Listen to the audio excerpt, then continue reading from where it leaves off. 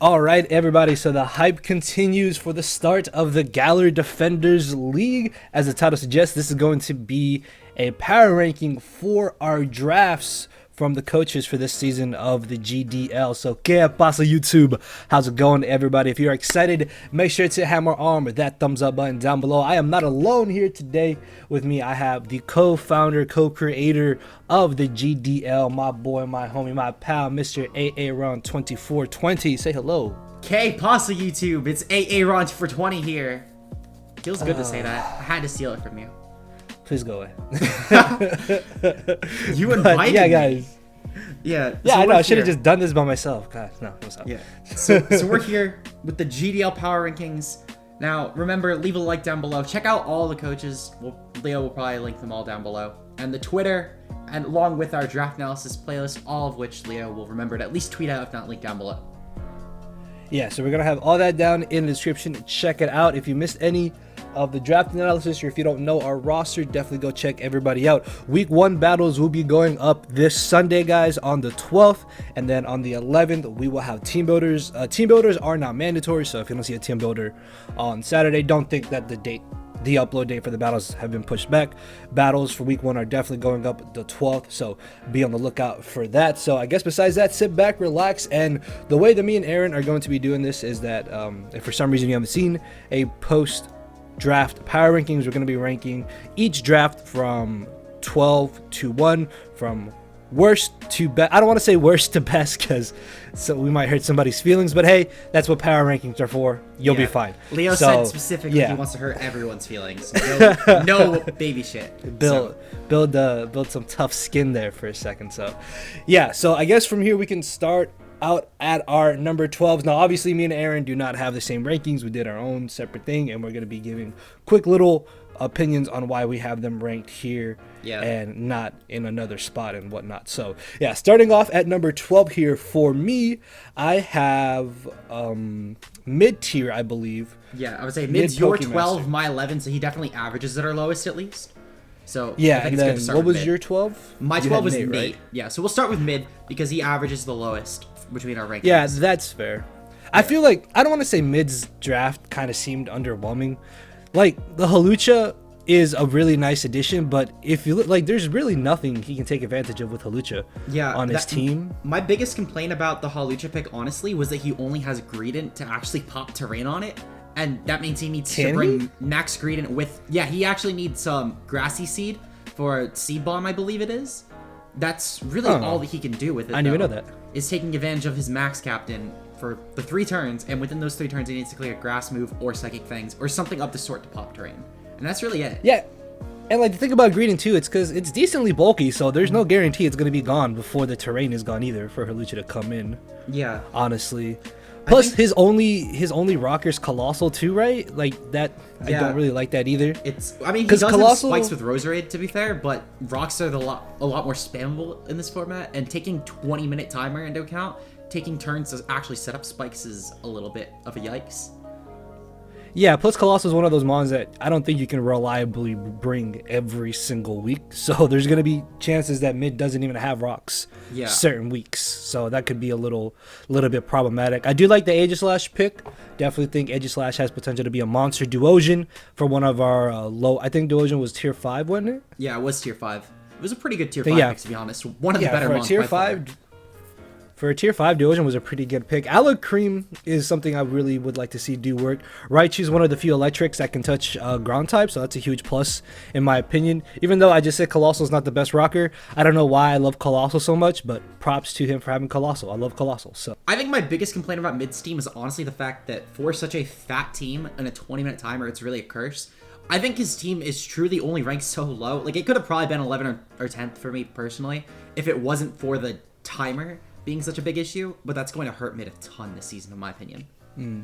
That's right. Yeah, he's got a lot of bulk, not a lot of power, so I want to see how he's going to try and work around with this. But yeah, I think we can leave mid here. You had Nate at year 12. I had Nate a little higher on my list. I'll touch on him later. But why'd you put Nate like so low? So my biggest thing about Nate's team is honestly, it feels really gimmick reliant in a sense. His team thrives, in my opinion, under Webs or Trick Room. Both of them can really carry his offense because he has stuff like Crawdon, Vikavolt, Trampa that all benefit from the speed from Trick Room, or even Lucario that can take advantage of Webs, and Sylveon can sort of go both ways in this format because 60 is actually a middle speed tier for once. But I think that the biggest issue with his team is that he does have some solid hazard mons, but they're not mons that want to run hazards every week. Ruin isn't going to be a mon that can come in general every game, and Mew being his only other reliable hazards hurts him a lot. Now, I will say that on the more reliable gimmick side, DD plus Mew could be pretty terrifying in this format. Not a lot of really good That darks. is pretty scary. Yeah. So, Nice psychic spam core there. Yeah, I think Nate's team has a lot of good pairs, but nothing that really feels like it's a whole team, which I think is my biggest issue with this team, in all honesty. Okay, I think I get what you're trying to say by that. Yeah. I think that Nate could still definitely pull it off, but it'll be a little bit inconvenient in the sense. Also, his walls rely on Sylveon, Mew, and then Ruin Plume, which are pretty... It's not a good wall core necessarily. Nothing really actually benefits off of each other, I would argue. And a good dark type, besides Sylveon, would honestly ruin Nate's team, to be honest. So, yeah, for me, I put Nate up to number 9, I think. Yeah. Mainly because, like, he still has a lot of good offense on his team. Like, yeah, I guess his team doesn't really... Like, there's not a combination of 6 mons that would, like, specifically form a team. But he definitely has a lot of power, especially in this type of 20-minute timer. Even if his team is so reliant on either Trick Room or Webs, there's always factors that his opponents are going to have to take into consideration. And if it's something that's overlooked, then that's definitely something that Nate is going to be able to take advantage of. Plus, Mew is insane right now. Yeah. So even though, yeah, it doesn't have any form of good recovery, it still has Dragon Dance. It still learns a plethora of ridiculous moves, and along with Ndidi, as you mentioned, nice psychic spam core there. I know Lucario, absolute monster, especially with the priority. Even though his speed tiers are not the best, I think his fastest mon is Mew, right? Yeah, his fastest mon is Mew, and most of his team hits around the 40-50 mark. Yeah, so even though he doesn't have the best speed, he still has good priority. He's got stuff to control speed tiers. That's why I felt like he would be a lot better over somebody like for my number 11, for example. I put Chizzy, and you said you put mid, right? Yeah, I put mid. I feel like Nate definitely has better offense. He's got more room to prep essentially with this team. Is what I'm trying to get at. But yeah, so for at least my personal 9 through 12, I don't know about Leo specifically, but all of those sort of teams felt pretty similar in skill for me. They really could have fallen anywhere. So Nate being number 12 doesn't necessarily mean he's by far worse than like my 11, 10, 9, but it does at least mean that I personally felt his team was just a little more gimmick reliant, which was really the selling point for me that put it as low as it was. No, yeah, that's fair. I mean, it's all just opinion based, so yeah. For all we know, Nate can make it. Nate can make it to playoffs, and some of the higher ranked teams won't even make it. So yeah, exactly. We'll see how things go. But yeah, as I said, I had mid at 11. No, I had mid at 12. You had him at 11. We went over mid. And then, funnily enough, we have the same number 10 here. Yes. We have our boy Randy, HLD Productions, at number 10. So the real big thing I don't like about Randy's team is the fact he has no ground type. Like, I understand that maybe electric types. I mean, that for me is the big thing. Like, I understand there's not like many really amazing electric types, but still you need to have a ground type, and that was just one huge thing. We're like, yeah, this is not gonna be a top draft, even though he's got Dragapult, which arguably Dragapult top 3 best mons in the format, but one mon does not make an entire draft. So exactly, yeah, I don't think that's gonna be able to carry him too far. Plus, he doesn't really have any good form of hazards. Like, I don't even think, does he even have any hazards? Yeah, I was about to say he has no hazards. Hazard mons? He has no hazards on his team. I don't know what Randy was thinking on this. I almost wanted to put this lower, but I was like, I don't know about that. Oh, I forgot to touch on my number 11. We can get back to that. So, because we have Randy here at 10. I'll talk about 11 in a second. So I think that my biggest thing about Randy's team that I dislike is it just feels like a lot of good mons. Like, for example, and it honestly, that might have been the way to draft in this format just because of how limited the timer is. You're not really trying to get a lot of bulk. But Randy has Dragapult, one of the best mons allowed. Salazzle's honestly really good in this format, in my opinion. Obstagoon, really, really threatening dark, etc. Yeah, and base 95 is really good in general now. Yeah, exactly. And I think that Randy did exactly what I said. He just drafted a lot of good mons for their tiers, and that's really it. So his synergy is somewhat there. It actually, coincidentally, he somewhat has synergy, but not a ton.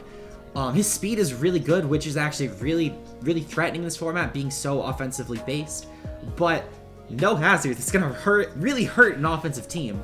Yeah, So, even though heavy duty boots is a thing that's only one item. You shouldn't have still have an no entire hazard, team because now no one needs to worry prep about. hazards. No one needs to run boots just because you don't have hazards. So it's never gonna be Yeah, something to exactly. consider.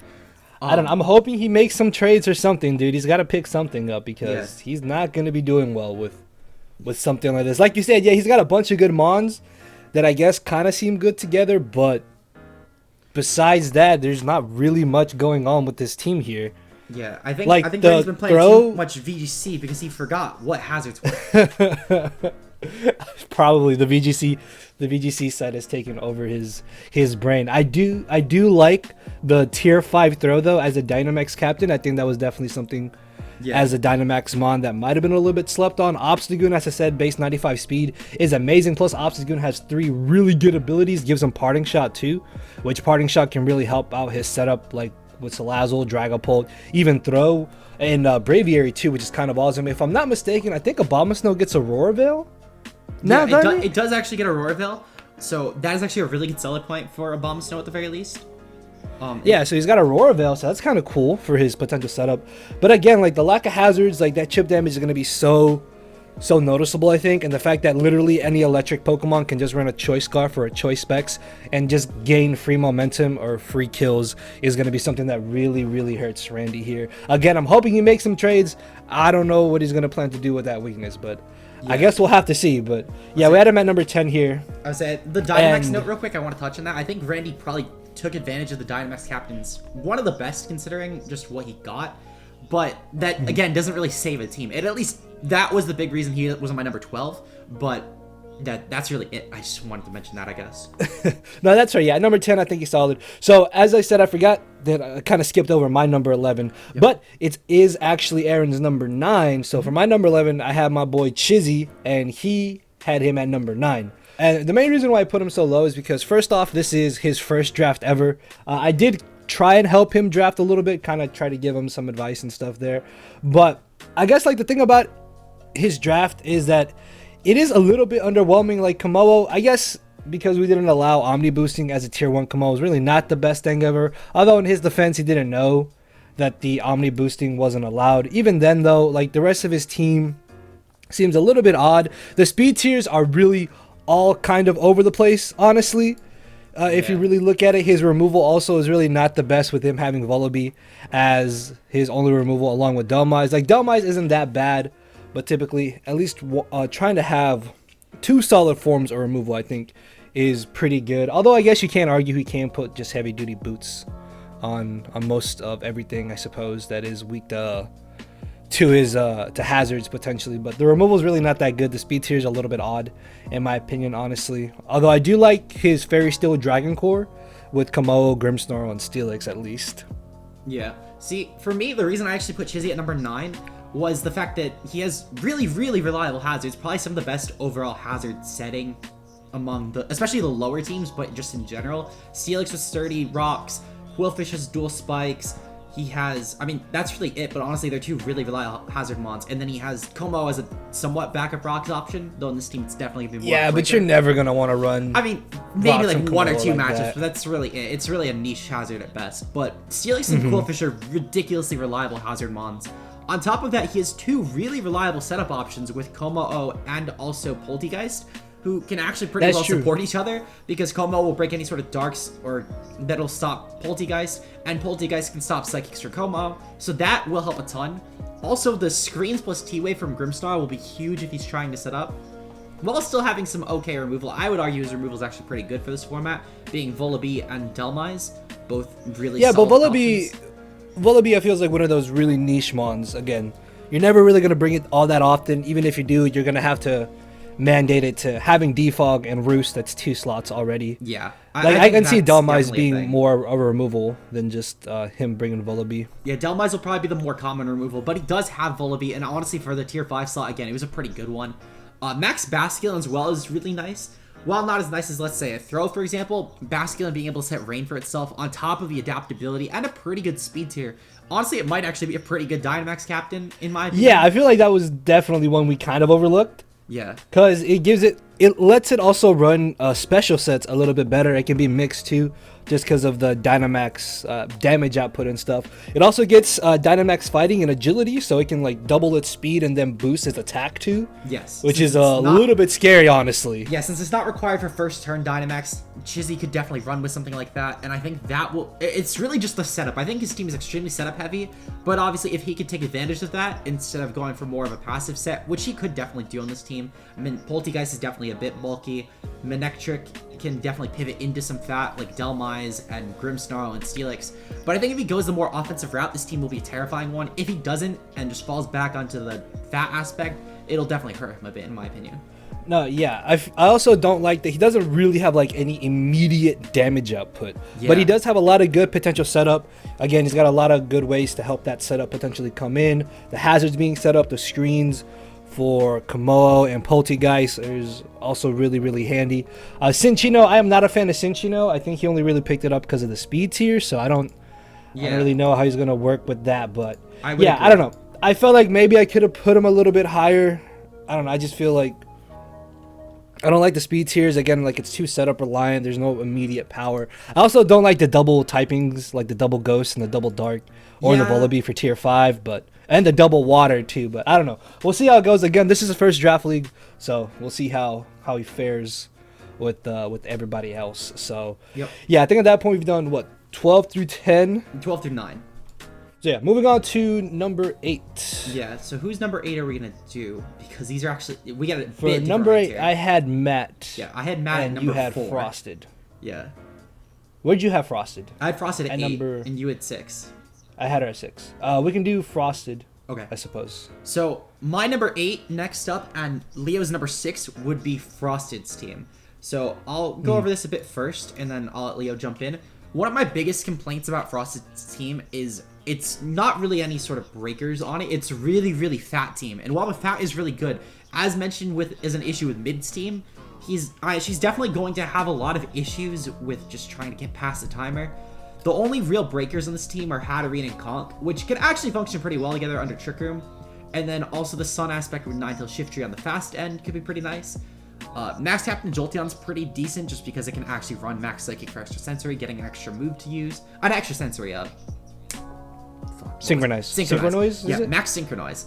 We'll give it a psychic option, so it does have an actual additional coverage option.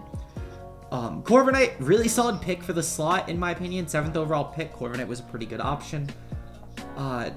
It really just... Corviknight has a lot of potential. I would say it feels like a really weird team. Top 3 Mons, Corviknight, Hat, Drapion, along with Conk, really, really solid. The rest of it, I feel like almost falls a bit flat.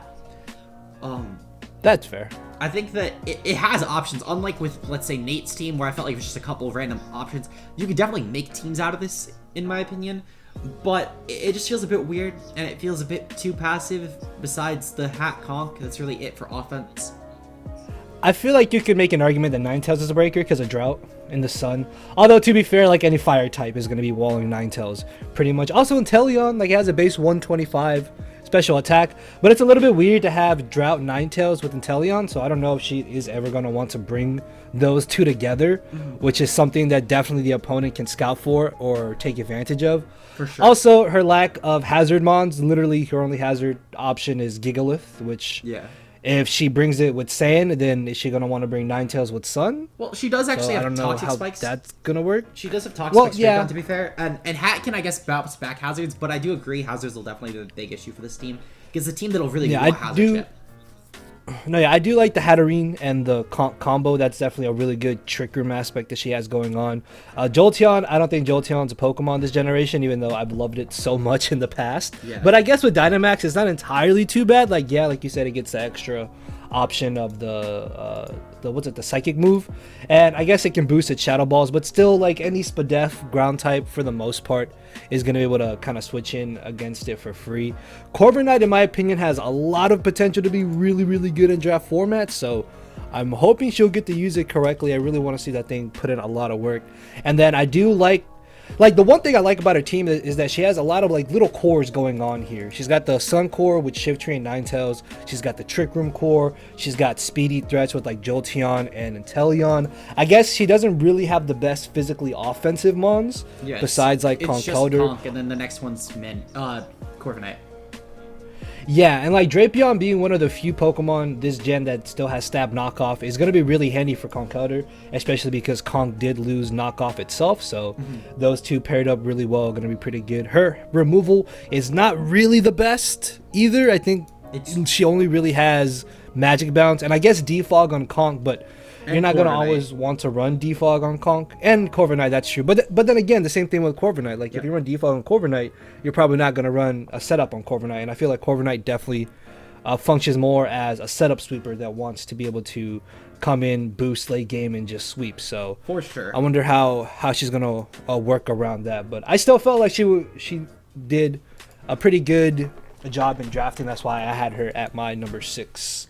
And you had her at number 8, right? Yeah, I would say. I think it's still a really, really good team, but it got a little bit hard for me to rank the top 8 teams in my opinion. But I think that Frosty could definitely pull it off. It's just Timer, I think, for Frosted will be the biggest issue. And I think it hurts her team the worst, to be honest. Yeah, I don't know. Again, we'll see how things go. But moving on to number 7 here. For my number 7, I had Mono, and you had JJ, right? Yes. Let's go over Mono first. So Frosted was your number 8, and she was my number 6. For my number 8, though, and he was your number 4, actually. Yes. For my number 8, I had Matt O'Shea, and yeah, you had him at number 4. So the thing about Matt's draft is that he doesn't really have any like amazing combination of mons, if you get what I mean. Like Hydreigon, by itself, paired up with something like, I guess, Aromatisse isn't entirely too bad because of the Fairy Steel Dragon Core there. Also, his Steel type is a Togedemaru, which I don't really think you can consider a Steel type. Yeah, not really a Steel type. It's so fragile and it's so weak to everything. Like, he does have some nice fat. I will say he does have really good fat between Aromatisse, Snorlax, and Toxapex. That's actually disgusting. But again, we have the 20-minute timer issue. Hydreigon by itself, because it's Lost Roost, is not the most amazing thing either. Like, it's got a lot of good setup options, and then I guess he can run Wish, but then again, you have to factor in the timer. You have to factor in, is he actually going to be able to get off that Wish? His ground type is also a Dugtrio, which is not really the most reliable ground type ever. Like, don't get me wrong, trapping in my opinion is still really good. Like, that's definitely the main thing about Dugtrio, but once Dugtrio is gone, or if Dugtrio can't even trap anything, then what's the point of it? What's the use of it? That's definitely fair. I would say, and then I would argue that Matt's team actually is really, really solid in terms of a trapping aspect. And Dougie actually helps a lot because it'll be able to clear. One, I think the Dougie will probably be best just forcing up hazards and clearing off removal options by trapping them. And his hazard options in general are phenomenal. Dougie, Togedemaru, Aselgor, Pex, all great. Wait, Togedemaru gets a hazard? Yeah, it gets spikes. Does it really? Yeah, it's pretty decent spiker too because it's sturdy. So I didn't know it got spikes. Wait, did it get it this gen? No, it had spikes. Are you sure? I'm positive Togedemaru has spikes. I'm willing to bet money on it, Leo. I've never seen it. I swear. Fuck, you're right. It doesn't have spikes. Okay. Yeah, see, exactly. I was like, what? Good thing I didn't bet money on it. Okay. See, so this goes back to what I mentioned earlier. Like, Dugtrio is a mon that your opponent are going to have to prep for regardless. Like, they're going to have berries. They're going to have shed shells.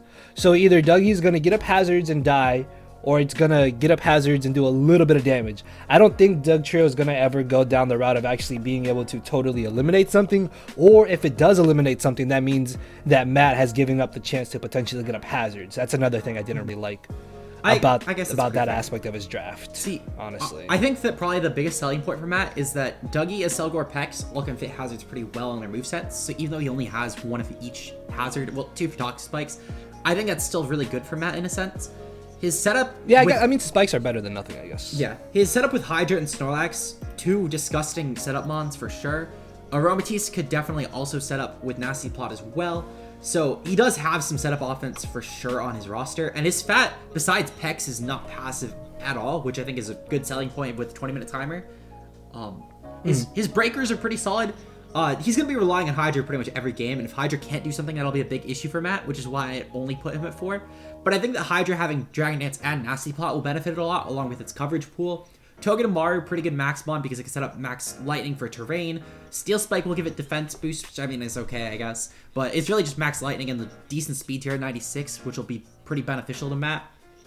Also, Sturdy will guarantee that even if something can break it to its Sturdy in max form, max lightning into then an actual max lightning boosted electric attack will hit anything pretty hard besides ground type.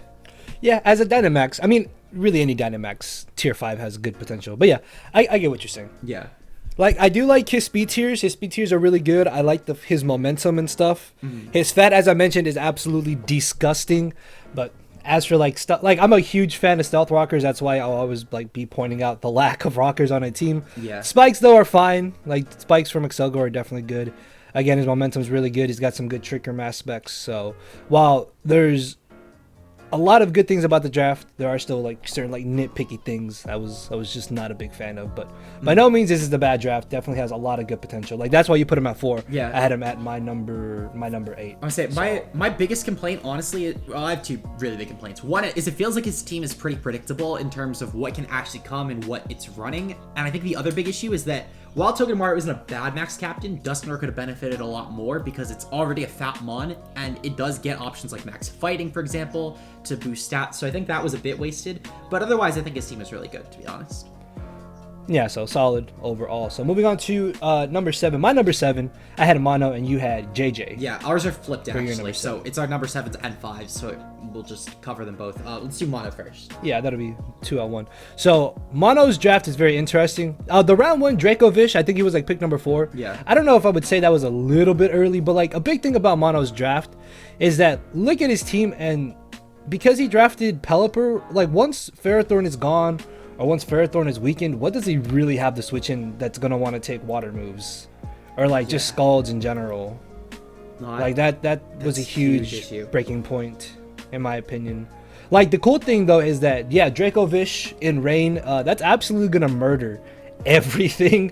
Rhyperior is an amazing Pokemon that definitely benefited from the loss of Hidden Power, so really interested to see that put in work. Centiskorch also is a very interesting Pokemon, although I guess most of the time he's going to be running heavy duty boots on it. Centiskorch still has a lot of really good setup options. Well, it's got a good setup option, I should say, in Coil, and it's got really good bulk, plus Fire Lash is absolutely insane, and it also gives him a really reliable knockoff mon as well, which is pretty cool. I also like his speed tiers between Bolton and Espeon to be able to control things, and then a tier 5 Butterfree with Dynamax is very interesting.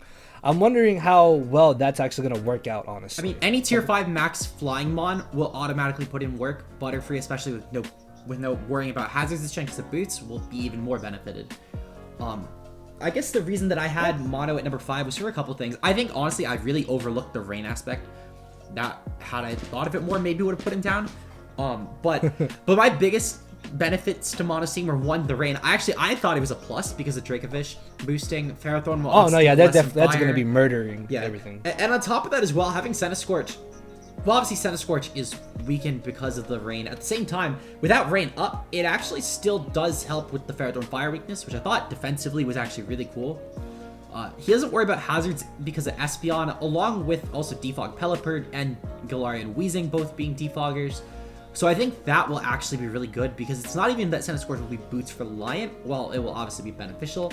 Same as Pelipper and Butterfree. So I think that will help a ton.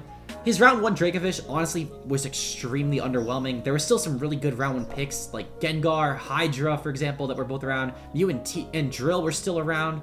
So I think that the round 1 Dracovish for pick 4 was a bit underwhelming. Probably the most underwhelming mon of the round. But I do like his hazard setters though. Yes, his hazards are phenomenal. Like his team is definitely going to be, I don't want to say his team's going to be relying on hazards, but his team is definitely going to really like having those stealth rockers. Yeah. I mean, those stealth rocks up and those spikes up. Plus, Ferrothorn and Rhyperior will just about always be able to get up hazards because of how ridiculously bulky they are. And then Galar Weezing having T-spikes means that he's going to be able to wear certain threats down. That's going to make, Dracofish even more scary because if a water type switches in, and T-spikes are up, they're going to be taking that initial hit, the T-spikes damage, and then he can tag something on like Protect, or just wait for them to be worn down over time, and then eventually that counter is going to be gone, and then in comes Dracofish, clicks Vicious Ren and just absolutely murders everything. Yeah, I think the only benefit to having Dracovish got in round 1, I would say, for mono would be the fact that he somehow managed to get Ferrothorn round 2, which I think was a crime, to be honest. Drafting probably the best switch into Dracovish really helps it actually be worthy of the round 1 pick. If he couldn't manage to get Ferrothorn, I think his draft would have fallen probably to 7th like you put him, to be honest, maybe even lower. But the fact that he was able to get that somehow, I think really put mono up at number 5 for me. There's still a lot of potential with this draft. I guess it is a little bit slow once you get past the Dracovish, but even then, besides that, he's got good speed tiers. He's got a trick room aspect too with Dusclops. I'm not sure how often he'll bring it, but the option is still there in my opinion, which can definitely come into consideration when it comes to prepping and stuff. And terrifying breakers at that with Rhyperior. Centiskorch even could be a nice breaker with Coil, so he could definitely make it work. Yeah. So very open to this draft, definitely being able to put him work. And potentially, we could have probably even put this higher, honestly. But right now, I have him at 7. You had him at 5. So moving on to number 6. I had Frosted at 6. We went over her for my side. And then you had yourself at 6. But I had you at 3. Yeah, so we'll cover that later. We'll do John Jr. next because he's my 7 and your 5. So it's flipped. I think that makes the most sense. Oh, that's fine. So, we can do JJ then. Yeah. So next up we have reversed rankings actually. Leo's 5 and my 7, unlike Mono being my 5 and Leo's 7. We have John Jr. coach of the Portland Nightshaders. So honestly, there's nothing really that I would say is bad about JJ's team. It just feels like there's nothing entirely threatening about it. Mamoswine, Rotom, Wash as the first 2 picks. Really not bad for the wheel. But, as I mentioned, there was still Gengar left, which was honestly a really terrifying mon to have gotten at 11 for Ogle, which we'll get into later. But I think that Mamoswine and Rotom washes the first 2, well, not bad, and they actually pair pretty well. There's no mon on this team that I would say is terrifying. A lot of other teams have really scary stuff. Like, you have Galarian Darmanitan, Randy Dragapult, Matt has Hydra, but John's best mons are Mamoswine and then, like, Rotom Wash Mimikyu. Not really anything scary. He does. Yeah, I feel like his draft is a little one-dimensional. Yeah, kind of. It feels like the best way I think to put John's draft is that he drafted on a checklist, and he hit everything on it, but nothing really excels at anything he drafted, in my opinion. I feel like this would be kind of like a balanced draft, essentially. Yeah. It like, really while it doesn't have anything amazingly spectacular, it doesn't have anything that's really terrible either. Yeah. Even though, like I said, some things are kind of one-dimensional. Like, you know what Rotom's gonna do, you know what Bronzong's gonna do, Pangoro, Unpheasant, and Mimikyu, and Mamoswine. But at the same time, those are, like, in Mamoswine's case, Mimikyu's case, Rotom and Pangoro, yeah, you know what they're gonna do, but it doesn't matter, because they do that one aspect so well. Yeah. That his opponents are still going to have to deal with what they do. That's why I still thought that this was a pretty solid draft. That's why I had him at 5. Like, yeah, they do one thing, but they do that one aspect so well that it doesn't really matter. Plus, like, Toxtricity is kind of cool because in Draft League, it can take even better advantage of Shift Gear, where it can run mixed sets instead of just like purely specially offensive threats, and be walled by certain steel types or by ground types, as where it can go for Shift Gear, boost its physical attack, and do damage on that side. Appleton is really interesting. I want to see how that's going to end up doing potentially in draft. I like how he drafted 9 Pokemon because he got a Heatmore at the end. Yeah. And that's neither here nor there. I think probably my biggest complaint comes down to the fact that his team is pretty hazard weak, and when his only removal, and I'm not even sure if it keeps removal this gen, is Unpheasant. That's a really... It does. It does. Okay, so his removal comes to Unpheasant, which will be maxing most of the time and then dying within the turn it's maxing. So... Yeah, I mean, I guess he can run boots on that with defog, but even then, it's not, I mean, it's not really the best thing ever. His team is pretty weak, too, to hazards. Golisopod, Heatmore... the fact that he can't run like a sash set on Mamoswine is pretty bad if he's not leading it.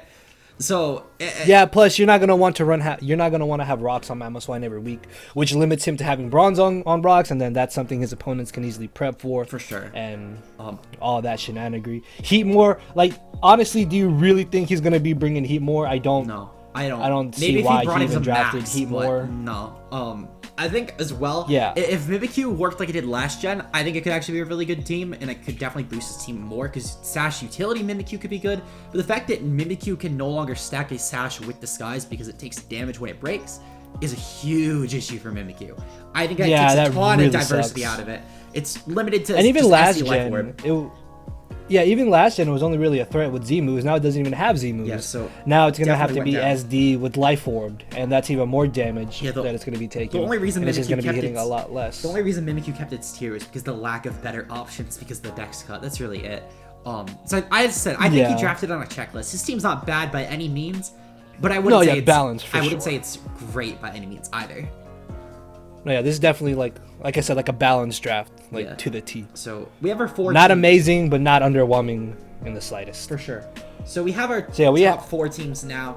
I say we go over me first because I averaged lowest. Then Yeah, you were at Utah. you were your 6, and we already yeah, it went was over my my 6, 6. and I was your 3. And I had you at 3 on mine. Yeah. So next up we'll go over my team. Time for Leo to self-flatter me because he somehow put me at 3rd. And and honestly, I think had I done my ranking after my week 1, that this would have changed a lot. But this is I did my ranking specifically before I played my week 1 just so I knew that I wasn't biasing myself in. But we have my team. I think I honestly probably one of my better drafts in a while, by far. I think I took advantage a lot. That was a solid one, sure. I think I took a lot of advantage of the middle tiers, especially things like Surf Edge. Probably was a little lowly tiered, to be honest. Surfage seems interesting. Yeah, no, really, really good one. I wanted to see how it'll do. I think my tier 2 and 3, especially with like Rillaboom, Copper, Jaw, Surf Edge, really, really solid. I think I did a really good job at picking lower tiers with things I like want a Radiate Copper and yeah, no, Copper Raja, really, really solid. Glad I sniped you on that. Trade me. I think Max Drillbur also. I think that will be slept on. I already noticed week 1, no spoilers, but my opponent seemed to DM me after the match saying he forgot it was a thing on my team. So that will be very fun to play with because it max form at +2 after an SD. breaks everything. Drillbur never would have crossed my mind for you to pick up, but You know, honestly, It makes sense. When I suggested it to my front office, they first said, "You're not picking that," and I showed them calcs, and they're like, "You better pick that." So I think though this is a mon that no one really thought would be picked, but just look up a couple calcs for Drillbur at +2 with Dynamax. Every coach who did not pick it will really wish they did. It's phenomenal. yeah, Dynamax is crazy. Yeah, broken. I DM'd Leo in prep. I said, Leo, we should not have allowed tier 5 Dynamax. And he's like, oh, is it still broken? I show him all my calcs for week 1. He's like, oh my god. But yeah, no. This will be a fun season. But yeah, why'd you have? Why were you at 6? So I think my biggest reason for 6, in all honesty, was I think I have a lot of threatening offense. I think that my biggest drop is I'm very removal reliant. Drillbur and Surf Edge do not want to really run removal, and those are the only mods that kept it. Charizard I thought kept it, did not. Flygon I thought kept it, did not. Team is very item reliant. Charizard boots, Marini a Violet, Drill is probably gonna be Life Orb every week. Scarf, it's really just she Rapidash. My speed also peaks there, so that's a big issue for me. Also, no spin blocker with the team either. Completely slipped my mind. You don't have a lot of momentum either. Yeah, no, I don't. So those were my biggest reasons for putting me down. Like my momentum. I feel like you just definitely- Flygon, Rillaboom, and that's it. I feel like you definitely took advantage of pure power, because while you have things like Tyranitar, Copperajah, and Reuniclus, like Tyranitar and Copperajah don't have reliable recovery, so they're only going to be switching in so much. And your only real wall, I guess, would be Reuniclus, honestly. Yeah, I mean Marini's I not guess bad. Marini. I think Marini's Yeah, I was gonna say worth it. Marini, but I think for, I don't for know. tier 5, I don't know how well Marini take hits, but a little sponge. yeah, it's gonna be very item reliant. Because if you're not gonna have boots with removal, then why are you gonna bring Charizard? Flygon unfortunately lost Roost to this generation, which I thought I is had it. really, really bad.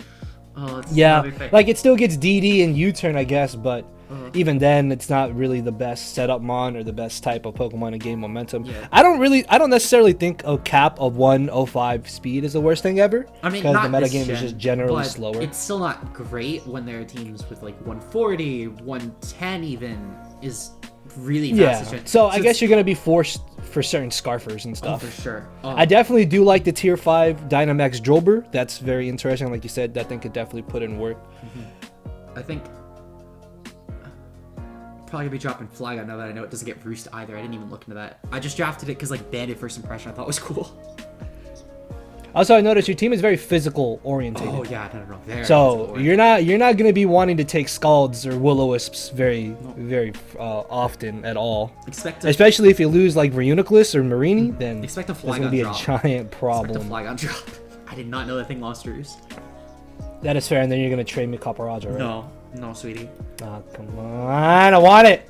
All right, so I think I've sucked myself off enough, and I've heard enough of Leo's praise. Next up, we're gonna get to my number 3 and Leo's number 4. Ogle, coach of the Miami Mets. So I think my biggest reason, honestly, for keeping Ogle at number 4 was pick 11 Gengar. He somehow got pick 11 Gengar, and it irks me so much because that was gonna be my first pick when I saw it get so low. But then yeah, I don't know. I kind of like Tyranitar Reuniclus, like you mentioned. I mean, that's a really good core in general. Yeah, that's honestly. Gengar at 11. I don't know. That's why I traded the pick. Honestly, was to get Tyranitar Reuniclus. But I mean, Gengar still was disgusting. I don't know how he got it at pick 11 because of the fact that it's one of the fastest monsters gen at 110. Nasty Paw as well in its moveset, so it's no. Yeah, but it's a mon. Like, is it really gonna get a chance to Nasty Plot? Oh, I would argue for certain this gen, and even then, Specs and Scarf are terrifying. Because of the speed tier and special offenses gen. I will say, Ogle probably has one of the most hazard weak teams. The fact that a lot of his team mods like Gengar, for example, could benefit from a Sash. Togekiss is rock weak, Cinderace is rock weak, Avalugg is rock weak, and he's gonna be relying on heavy boots. He's gonna be Cinderace and Avalugg. I think Cinderace was a really good pick for this team, but he's gonna be so reliant on it. I guess the thing about Cinderace too is that it's gonna force his opponents to potentially not want to get up hazards on his side though. Yeah, so that is a plus for sure. His removal's pretty good. Cinderace, so let's see how that goes. Yeah, Cinderace, Rotom, really good removal. He has really physical bias. I think arguably Ogle's was more physical bias than mine was, considering Gigantamax Kingler, Scrafty, Haxorus, Cinderace, which I mean at least it's a physical fire. Araquanid, which I guess also can't get burned, which is good for Ogle. Avalugg. Yeah. His team is ridiculously physical biased, and his special offense needs, besides Gengar, really needs setup because Togekiss, to an extent, Sunfist, but not really, and then Gengar, and that's and Rotom too, I guess. Yeah, but the thing about Rotom is that its Grass Stab is always lower in special attack. Yeah. And then it's only really got Shadow Ball and Dark Pulse for coverage. Togekiss, like you said, can only really do damage on Nasty Plot, but Togekiss is one of those mons that it can just beat Thunder Wave and still just Air Slash its way through victory even without boosts. I think, and Gengar is really his only immediate, specially offensive threat, I suppose. Exactly. Yeah. I think what I will say, I do like the Haxorus.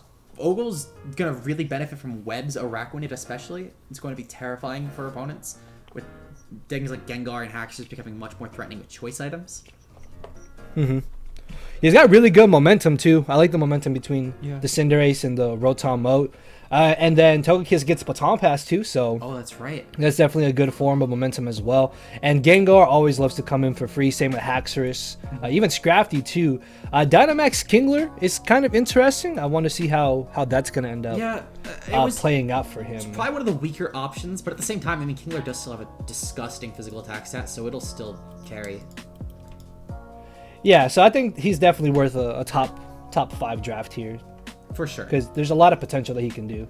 I will say, though, of the top half, he probably by far wasted the max, considering the other top half teams. For sure.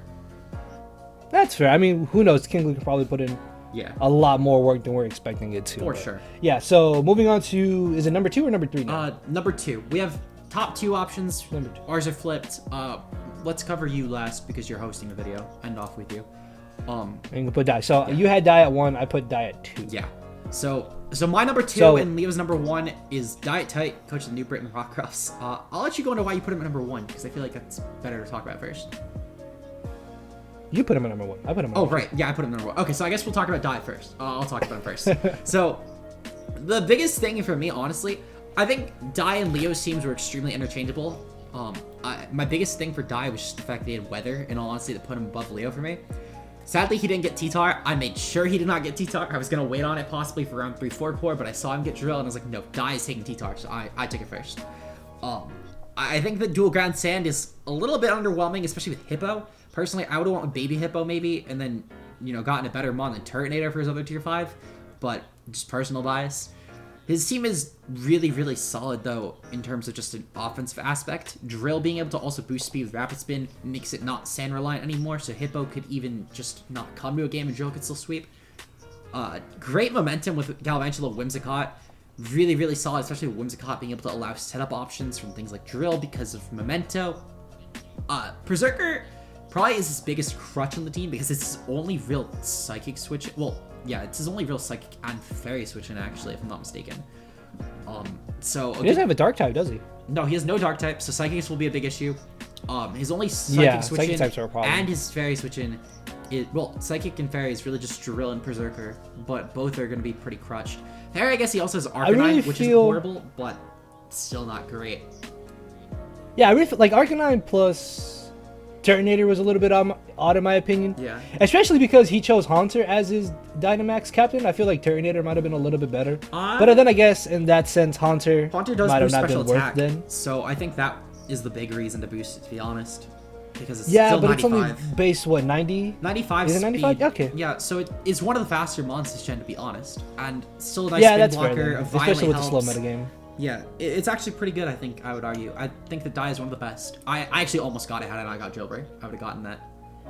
That's fair. I don't know. I feel like Turtonator might have been a little bit better just because it could take advantage of the shell smashing a little bit better. That's very true. I think that Dai's biggest issue was that he drafted 2 Dynamax Bonds. They both really needed it for tier 5 slot to be viable. And then one of them's just lackluster. It's just going to be there. And it's very yeah, and redundant again, on the Turtonator plus Arcanine is still a little bit odd. Although I guess to be fair, without Turtonator, his only removal would be Excadrill because I don't think Whimsicott gets defog anymore, right? I would have to check on that, but I don't think it does. I'm pretty sure. Girder actually does get defog, so that is a thing. Oh yeah, he does have Girder. That's and with a Violet, yeah, so that's I think actually with a viable Girder, defog option. Yeah, I think with Girder or Excadrill, he could have been fine. He might have been able to get a different tier 5. Yeah. I don't know. I'm interested to see if he is ever actually going to use Turtonator at all on this draft. I don't like the fact that he doesn't have a Dark type. I'm a huge advocate of always having a Dark type on your draft because you never want to get swept. I agree 100% by after getting swept by too many Goths. Also, the fact especially that he's pretty knockoff weak on top of that really, really hurts him. Yeah, he also doesn't really have anything that wants to switch into Scalds either, like your draft. Yeah. He has that. Like, I guess, yeah, Girder can get burned, but Girder's going to get worn down. And then if Sand is up, if Hazards are up, that's a lot of chip damage that's going to be racking up pretty fast. I do like his offense, though. Like, offensive Arcanine's really good. Gyarados in general is really good for setup. Galvantula is also pretty scary offensively because his coverage is amazing.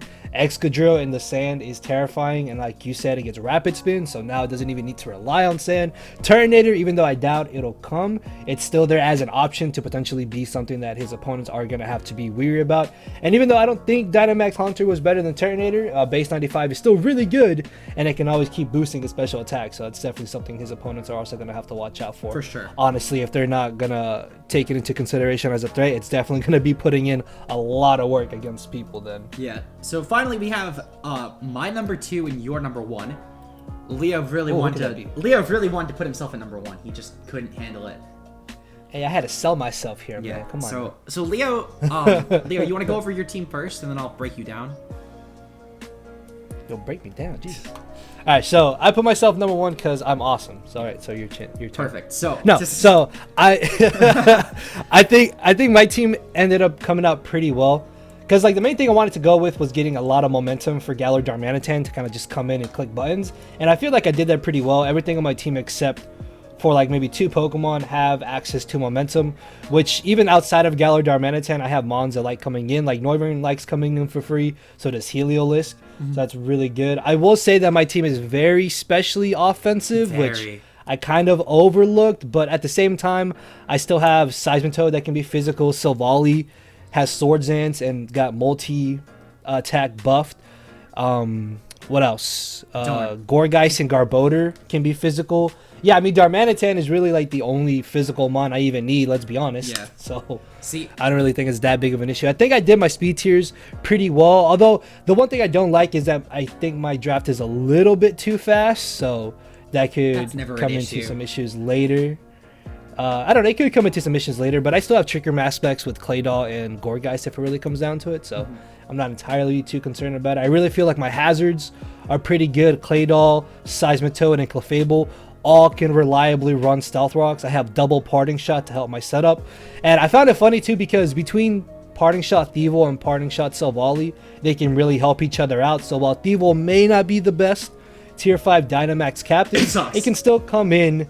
You can suck this dick. It can still come in, take advantage of that -1. It can set up terrain. I can give it a Grassy Seed if I go like a Grass Knot with the Dynamax, boost my defense. I can go Psychic Seed to boost my Spadef to get unburdened. So there's still potential there, I think. Plus Z Dark always lowers my opponent's Spadef, so I'm essentially getting a neutral hit into a +1 hit. So yeah, I can't really argue with that. See, I have a lot of issues with your team. Well, a couple of really big issues. One is a special bias, which you mentioned, which, while I don't think it'll necessarily hurt because you do have Darm, which is phenomenal physically, but I think the bigger issue is what it forces instead.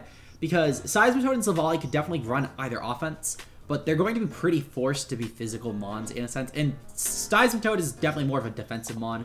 And Silvally being forced to be like SD sets will be really, really bad for your team, in my opinion. Also, Gorgeist and Garbodor, they don't count, sweetie, as physical mons. Garbodor's a spiker and Gorgeist is a wall. You hate to be told it's true, but it's true. They can do damage, sir. Yeah, but it won't. So I think another big issue as well with your team is your max captain, Leo. You probably have one of the worst max captains in the league, being Thievul. Hello? Definitely. All of you are sleeping on Thievul. I'm tired of the disrespect. The thing is, I'm tired of the disrespect on Thievul. Thievul will get like one game at most. It's because you choke the game away and get really, really lucky versus someone who sucks. And that's going to be the game. That's going to be the one game you pop off with Thievul. And you're going to come to me losing the semifinals game because you thought the Thievul would win and it wouldn't, and be like, Aaron, this is a really bad choice. And I'll be like, Leo, I told you this in Power Rankings. So... no, Thievul will win. I'm bringing Thievul to the finals and I'm winning. Yeah, but you're gonna lose in semis because you brought Thievul. So, I think though, what I will say is I really like Leo's bulk. It's not, none of his bulk is actually passive, which I think is great. Claydol could definitely set up. It has multiple setup options. Seismitoad has a lot of really good coverage options to where, well, it's not like a breaker. It's still not passive wall. Clefable, Magic Guard, Life Orb. Honestly, that's probably gonna be more offensive one on Leo's team because I was not actually aware of this until I made the rankings, and I had Leo at #1 until I found this out. But Clef can't actually use Unaware right now, so good luck with setup mons, Leo. That'll be really bad because none of Leo's walls are actually like really, really walls. They're all sort of like bulky mons that aren't passive either. So that'll be really, really bad for Leo actually. So all of Leo's opponents, just bring setup spam. You'll beat Leo down real quick. No one's setting up for free. Calm down. Otherwise, I mean, Leo's hazards are decent. Seismitoad, Claydol isn't bad for rocks, and then he has spikes with Garbodor. That's not bad. Willow on Gorgeist could be helpful, especially just for stopping teams. Glare Heliolisk, I love Glare. I'm a sucker for Glare, so Leo getting Glare Heliolisk, I hated Leo for it because I really wanted it. I mean, otherwise, it's also an electric that can hit ground, which is one of, I think, like 2 or 3. Besides Boltund and Raichu, that's really it. So I think, well, I guess Rotom forms too, but not a lot of electrics can actually hit grounds viably. So I think that will be a huge buff for Heliolisk. Overall, I think Leo's a really, really top tier team. If it wasn't for the shitty max captain and the fact that Clef can't get Unaware, he would have probably been my first. But, I mean, someone had to be #2. I guess that's just Leo. I'm #1 in my heart. It's fine. It's okay. Personal bias. So, if you guys enjoyed this, leave a like down below. Make sure to tell Leo he picked a bad max captain. He really needs to hear it. Oh my lord. You guys are all sleeping on Thievul. It will put in work this season. No, I promise you that. Yes, it will. Check out the captains, guys. Everybody's down in the description. Check out the Twitter. Check out all the draft analysis and stuff. Again, week 1 is going up this Sunday, so be on the lookout for that. And hopefully this season will be awesome. So, yeah, I think that's all there really is to say. Yeah, we'll see you guys in our respective videos. Peace out, guys. Later, everybody. Because my brain and heart are both tied in the knot, and this hinders me from crying a lot. This causing me to show no emotion. But when I said I cared, I wasn't joking. But I guess it's too late for me to become broken. For now, I'm living with no more pain, tears of hoping. I'm just coasting. Yeah, I said I'm coasting. No more pain, tears, hoping.